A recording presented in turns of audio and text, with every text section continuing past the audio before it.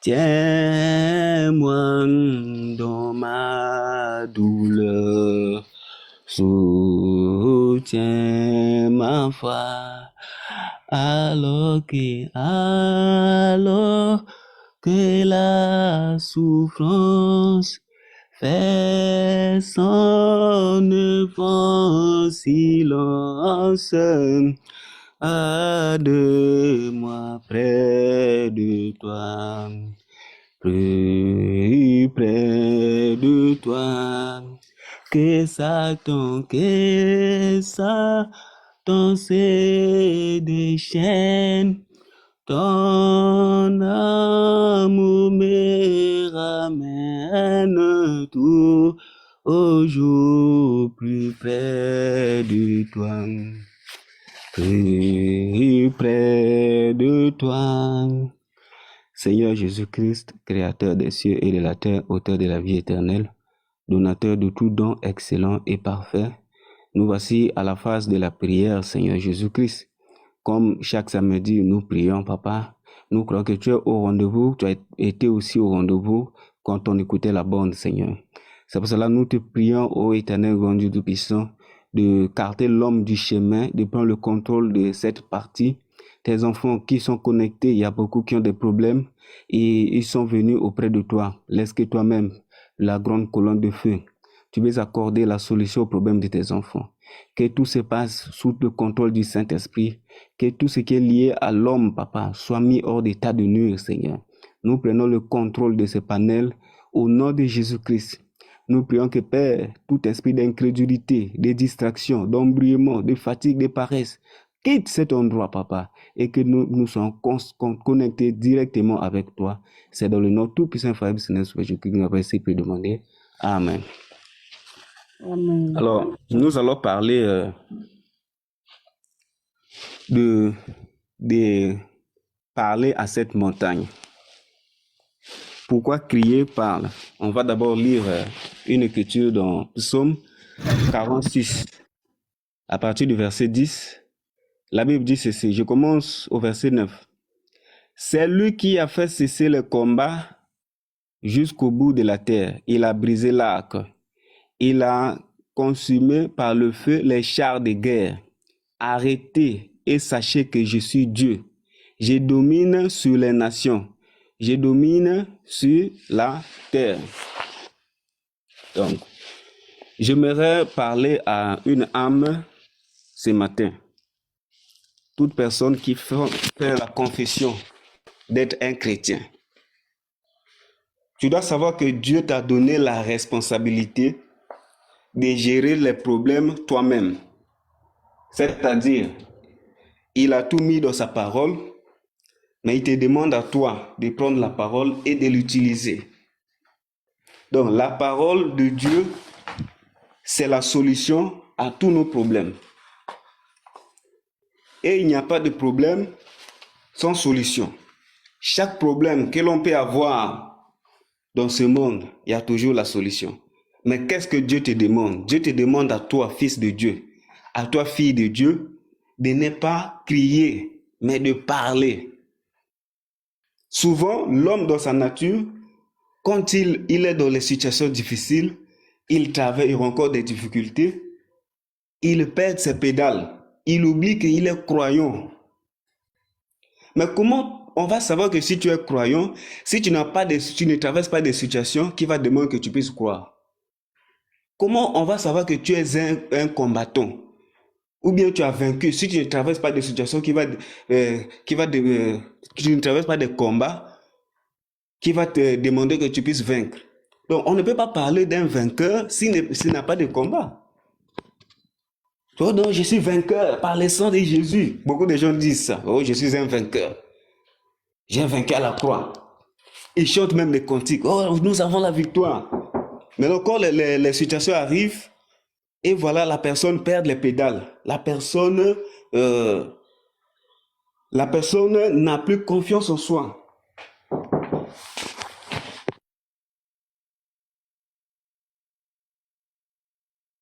La personne perd le contrôle, la personne n'a plus confiance en soi. Donc, c'est là qu'on oublie qu'on est chrétien. Devant les situations, on oublie qu'on est chrétien. Devant les situations, on oublie qu'on est un combattant. On oublie qu'on est un vainqueur. Dieu te dit ce matin que tu n'es pas n'importe qui. Tu es un fils de Dieu. Tu es une fille de Dieu. Il te demande les situations que tu as là. Tu dois seulement les parler et la solution va venir. C'est ce que Dieu te demande ce matin. Le problème que tu as, qui te dépasse même, non, ça a duré. Ce que Dieu te dit, parle, tu as le pouvoir. Amen. Jésus a dit, ne maudissez pas, non? Si quelqu'un te dit de ne pas maudire, ça veut dire que tu es capable de maudire, non? Si on te dit par exemple, toi, ne parle pas, c'est parce que tu es capable de parler. Donc, si Dieu te dit de ne pas maudire, parce que tu as le pouvoir. Et le frère Branham dit, dans les livres des exposés de cet âge de l'Église, Jésus a dit, tout mon pouvoir vous appartient. C'est à vous de l'utiliser. Donc, le pouvoir de Dieu a été remis en Christ et le pouvoir qui a été remis à Christ a été remis à l'Église. Maintenant, c'est à toi d'utiliser ce pouvoir-là. Maintenant, si toi, tu n'as pas d'abord confiance en toi-même, comment tu vas arriver à utiliser ce pouvoir? Donc, la première des choses que tu dois avoir, tu dois reconnaître qui tu es. Frère, la Bible dit qu'un enfant de Dieu, c'est un Dieu. Un lion ne peut pas mettre au monde une gazelle. Un lion ne peut pas mettre au monde une souris. Un lion ne va mettre au monde qu'un lion. Donc, toi, tel que tu es là, tu es un Dieu. Ça veut dire que ta parole pèse. Donc, tu dois avoir confiance en toi. Au cours des âges, les gens ont eu confiance en Dieu. Mais au temps de la fin, c'est Dieu qui doit avoir confiance en nous. C'est-à-dire, Dieu se retire, il te laisse maintenant, toi, tu dois aller entrer en action. C'est comme à l'école. On va à l'école, on nous donne la formation.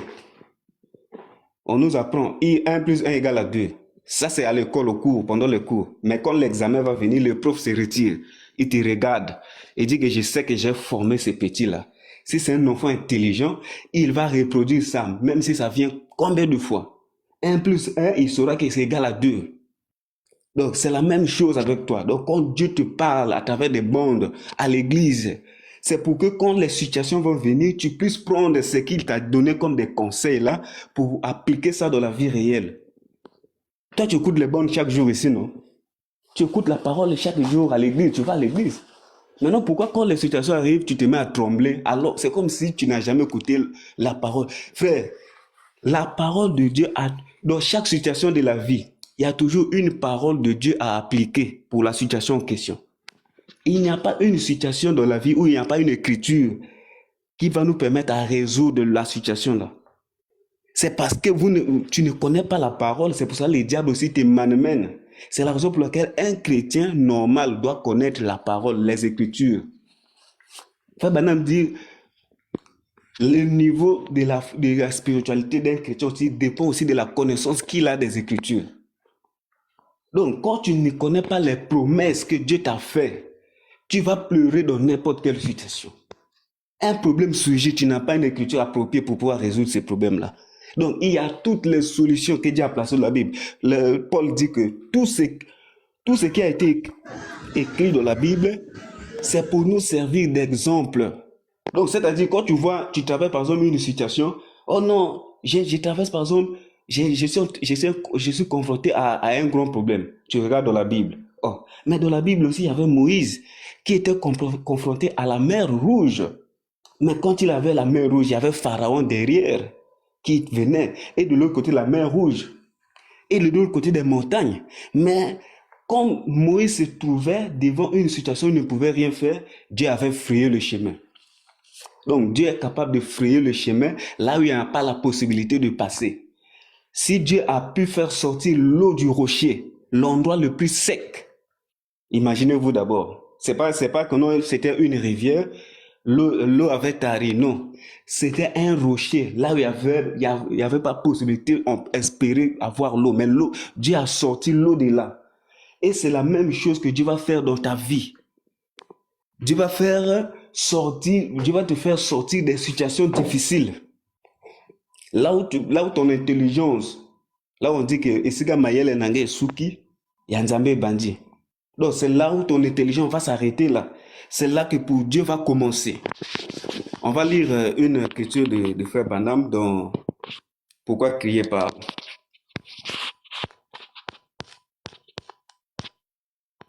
Pour appuyer ce que je suis en train de dire là. Prenons la citation du prophète, donc Pourquoi crier parle. Il est écrit. Au paragraphe, commençons à partir du paragraphe 156. Il m'a dit, Frère Branham, si vous le laissez appuyer sur votre épaule aujourd'hui, demain vous devez les porter. C'est ainsi que sont les êtres humains. Ils s'appuient sur votre épaule aujourd'hui et demain vous devez les porter. C'est ce que Moïse faisait. Dieu dut le porter après l'avoir ordonné et lui avoir prouvé qu'il devait faire cela.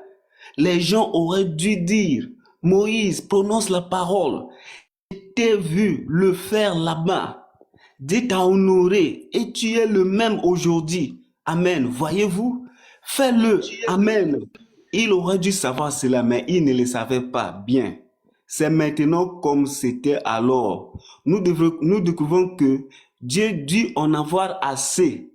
Donc ici, le frère Branham dit que Dieu avait assez de Moïse. Donc après tous les miracles qu'il avait fait en Égypte, les plaies qu'il avait fait souffrir la maison de Pharaon, les miracles qu'il avait fait, même Moïse devant la mer rouge, Moïse commençait à trembler. Moïse commençait à pleurer. Ça avait énervé Dieu. Dieu a dit, mais qu'est-ce qui ne va pas, Moïse? Mais pourquoi tu cries? Oh, mais parle, non? Tu as le pouvoir. On continue. Il dit, pourquoi tu cries à moi? N'ai-je pas déjà prouvé mon identification? N'étais-je pas déjà dit que je t'envoyais pour faire cela, ce travail? N'étais-je pas dit d'aller faire ceci? N'ai-je pas promis que je ferais ceci, que je serai avec ta bouche et que je parlerai à travers toi et que je ferai ceci et que tu accompliras des signes et des prodiges? N'ai-je pas promis de faire cela? N'ai-je pas fait cela exactement? Et n'ai-je pas détruit tous les ennemis qui étaient autour de toi? Tu es là maintenant au bord de la mer Rouge, précisément dans l'exercice de tes fonctions. Faisons ce que je t'avais dit de faire. Tu es encore en train d'hurler et de crier à moi. Ne me crois-tu pas? Ne peux-tu pas voir que je t'ai envoyé pour faire ceci? Donc là, tu dois remplacer Moïse par toi. Donc là, Dieu est en train de te dire, quand tu avais traversé les moments difficiles dans le passé, là, qui t'avait aidé? C'était pas Dieu? Quand tu étais tombé gravement malade dans le passé, là, qui t'avait guéri? C'était pas Dieu? Quand tu avais des problèmes qui te dépassaient la tête, qui t'avait donné la solution? C'était pas Dieu? Maintenant, aujourd'hui, là, ce Dieu-là a changé. La Bible dit, il est le même hier, aujourd'hui et éternellement. Donc, s'il a fait hier, il va le faire aujourd'hui et il le fera demain. Parce que la Bible dit, il est le même, Hébreux 13, 8. Donc, le Dieu qui a travaillé hier avec toi, continuera de travailler aujourd'hui avec toi. Maintenant, si toi, tu vois que la situation reste la même, c'est parce que tu n'as plus confiance dans la parole. Tu n'as plus confiance en Dieu. Et Dieu est en train de te blâmer. Il est en train de te dire, mais pourquoi tu es en train de paniquer? Mais pourquoi tu es en train de crier? Mais pourquoi tu es en train de... C'est comme si je n'ai jamais agi dans ta vie.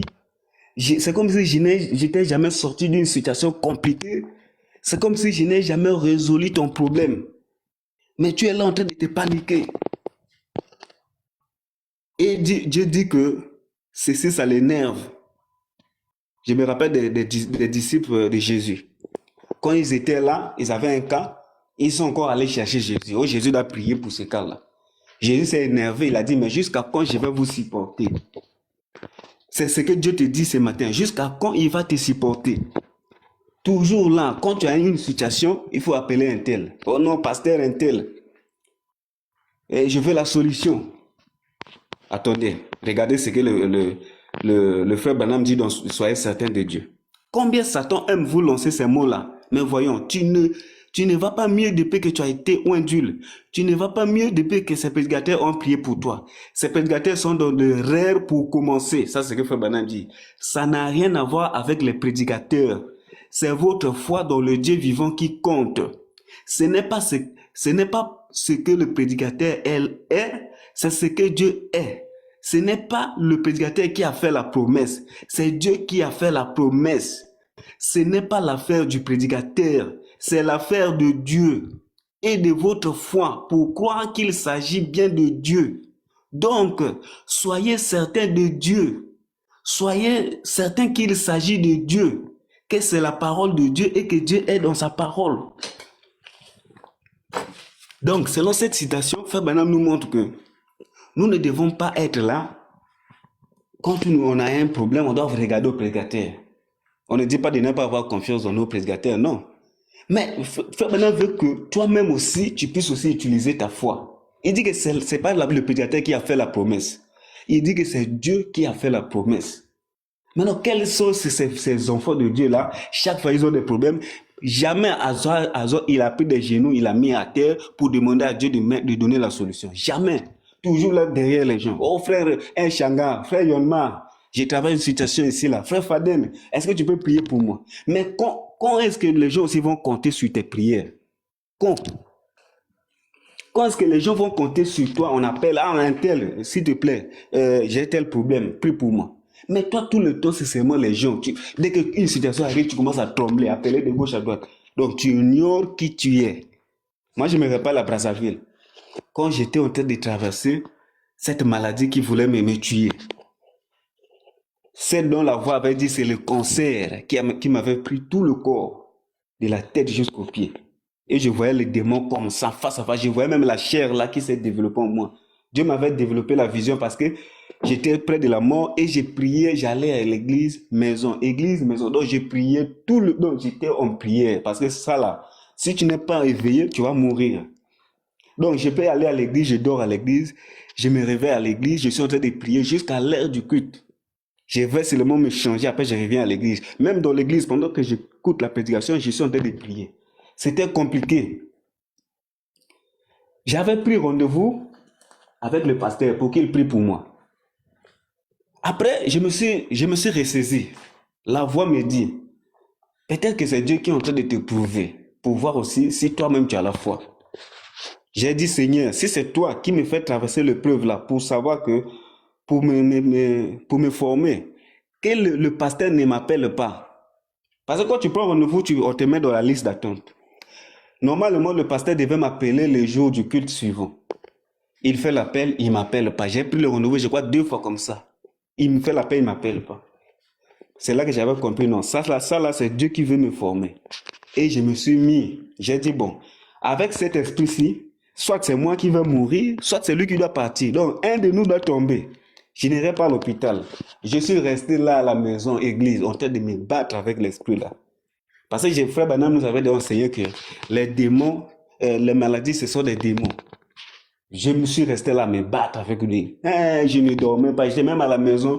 Les autres sont en train de dormir, je suis en train de prier. J'étais là seulement en train de prier. Ça m'a fait, donc, l'esprit là s'est manifesté de février jusqu'à juin. C'est là que l'esprit est parti. Imaginez la têtutesse. Mais Dieu m'avait déjà averti dans le songe de ne pas avoir peur, vous êtes fort. Donc, c'est ce que Dieu te veut te dire ce matin. Les situations que tu as là, n'aie pas peur. Tu es fort. Mais c'est parce que tu te sous-estimes. C'est parce que tu ne crois pas en toi. C'est pour cela que tu n'arrives pas à parler à cette montagne. On va continuer de lire la situation du prophète. Oh, Jésus est merveilleux. Voilà. Il dit, ne peux-tu pas voir que j'étais envoyé pour faire ceci? Paragraphe 158. Oh, si ce n'est pas l'être humain, oh, oh là là, ainsi Dieu dit en avoir assez. Il dit, tu sais que tu as besoin de cela. Tu sais que si tu veux emmener ces enfants à la terre promise, c'est exactement. Tu es confiné ici à cet endroit. Tu ne peux rien faire d'autre. Il y a donc un besoin. Pourquoi cries-tu à moi? Pourquoi me regardes-tu? Pourquoi m'appelles-tu? N'ai-je pas prouvé cela aux gens? Ne te l'ai-je pas prouvé? N'ai-je pas appelé cela? Cela n'est-il pas scripturaire? Voilà. Là, Dieu te demande, les promesses là, n'est-il pas scripturaire? Hein, bien-aimé? La situation que tu traverses là, c'est pas scripturaire? Est-ce que quelqu'un dans le passé n'a pas traversé la situation que tu traverses là?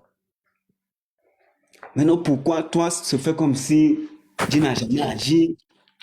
On continue. N'ai-je pas promis d'emmener ce peuple vers ce pays? N'étais-je pas appelé et n'étais-je pas dit que je le ferais? N'étais-je pas appelé et n'ai-je pas dit que je t'envoyais pour le faire et que ce n'était pas toi mais moi? Et que je descendrai et que je serai avec tes lèvres. Quoi que tu dises, je le confirmerai et je le prouverai. Ne l'ai-je pas fait? Alors, quand n'importe quelle petite chose survient, pourquoi agis-tu comme un bébé? Voilà, là Dieu te demande. Pourquoi quand un petit truc survient, tu agis comme un bébé? Un enfant de maternelle, toi qui devais être adulte, mature dans la foi, mais tu agis comme un bébé. Hey, Seigneur, je suis là, je ne comprends pas. Là, Jésus est en train de se fâcher contre toi. Oh, Jésus, il t'appelle même un bébé. Jusqu'à il t'a traité de bébé parce que tu es en train de te paniquer devant la situation. Tu devrais être un homme. Voilà, ça c'est ce qu'il dit. Tu devais être un homme. Parle au peuple. Amen. Ensuite, avancez. Amen, amen. Voilà, c'est ça. N'écris pas. Parle. Oh, j'aime cela. Je suis en train de lire. Hein. Pourquoi cries-tu à moi? Parle seulement au peuple et va de l'avant vers ton objectif. Donc là, Jésus est en train de te dire, pourquoi toi tu cries à lui? Parle seulement. Avance vers ton objectif. Oh non, Seigneur, je suis en train de faire les préparatifs du mariage, tout des blocages, tout des épreuves. Mais Jésus est en train de dire, mais pourquoi tu cries? Mais parle seulement, non? Va vers ton objectif. Quoi que ce soit la maladie ou autre chose, comme ressusciter les morts ou quoi que ce soit, parle, je l'ai prouvé, parle au peuple. Paragraphe 159. Quelle leçon, oh là là, à cette époque du voyage, où nous en sommes. Regardez où nous en sommes. Oui, monsieur, au troisième poule, remarquez, nous sommes juste là, la porte de la venue du Seigneur. Il était loin pour le travail et il attendait toujours l'ainsi dit le Seigneur. Dieu doit en avoir assez. Il dit, n'écris plus, parle, je t'ai envoyé. Donc, Dieu était fatigué de Moïse. Il dit à Moïse, n'écris plus, tu dois parler. C'est ce que Dieu te dit ce matin. N'écris plus, parle. Ne te panique pas, parle. Ne pleure pas, parle. Que Dieu nous aide en tout cas. Donc, c'est ce qu'on va faire. On va parler dans la prière. On va parler à cette montagne. Là, on va parler en tant que des enfants de Dieu, des croyants. On doit parler en tant que des dieux. Voilà. Quand un Dieu parle, Frère Branham dit que Dieu ne peut pas parler et sa parole revient à lui sans accomplir le but pour lequel elle a été prononcée. Donc, toi aussi, étant Dieu, tu ne vas pas parler et que tes paroles puissent revenir à toi sans accomplir le but pour lequel cette parole est sortie. Donc, aujourd'hui, là, tu vas parler et la solution va arriver. Amen. Donc, c'est ce que tu dois faire aujourd'hui. Tu vas parler. Plus que ça de crier, plus que ça de pleurer. Toujours là en train de planifier. Jésus te dit, mais jusqu'à quand il va te supporter? Tu es comme un bébé. Un bébé, on le comprend. Maman, achète-moi ça. Maman, j'ai besoin de l'eau. J'ai besoin. Mais quand tu deviens adulte, c'est toi-même qui dois faire tes achats. Quand tu deviens adulte, c'est toi-même qui vas aller chercher l'argent. Quand tu deviens adulte, c'est toi-même qui dois prendre soin de toi. Mais toi, tu es toujours là, à l'âge de 40 ans, toujours là, on doit te donner l'argent pour les déjeuner, on doit t'acheter les habits. Non, Dieu te forme, Dieu te met au monde pour que toi aussi tu puisses devenir comme lui. C'est pour cela Dieu t'envoie des épreuves pour te former. Mais il veut que tu puisses arriver au stade où toi-même tu gères les situations. C'est pour ça qu'il te dit aujourd'hui là tu dois parler. Aujourd'hui là tu dois parler. Pas demain, c'est aujourd'hui là. Oh là là. Toi là, quitte montagne, déplace-toi. Amen. Si tu as une foi comme un grain de sénévé, tu vas dire à cette montagne, ôte-toi de là, jette-toi dans la mer. Cela va s'accomplir. Amen. Donc c'est ce qu'on va faire. Là, on peut rentrer en prière, que maman ici mette une musique et puis on va rentrer en prière.